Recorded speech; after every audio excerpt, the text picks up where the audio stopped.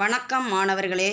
நாம் இன்றைக்கு இந்த காணொளியில் என்ன பார்க்க போகிறோம் அப்படின்னா 11ஆம் வகுப்பு பொதுத்தேர்வு மார்ச் 2024 பொதுத்தமிழ் விடை குறிப்புகள் தான் நாம் பார்த்துக்கிட்டு இருக்கோம்.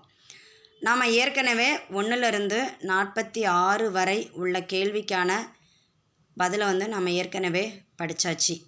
இனி இந்த காணொளியில் 47வது கேள்விக்கான பதில்களை பார்க்கலாம். வாங்க.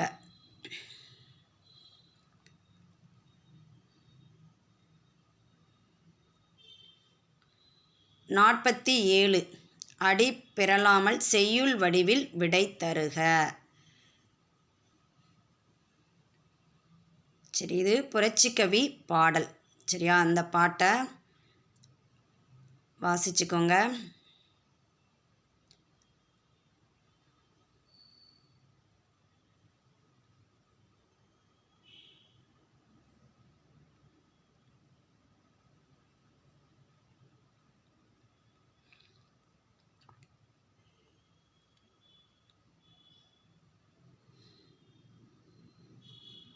சரி, ஓகே,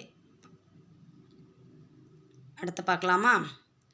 உலகு என முடியும் குறள். நெருநல் உளனொருவன் இன்றில்லை என்னும் பெருமை உடைத்து இவ்வுலகு. அதாவது இதனுடைய பொருள் என்ன அப்படின்னா, நேற்று இருந்தவன் இன்று இல்லை அப்படிங்கிற நிலையாமை பெருமை உடையதான் இவ்வுலகம் அப்படிங்கிறது இந்த குறளோட பொருள்.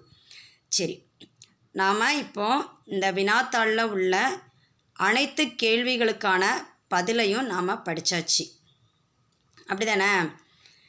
சரி, நீங்கள் எழுத்துப்பிழை இல்லாமல் அழகாக எழுதுங்க.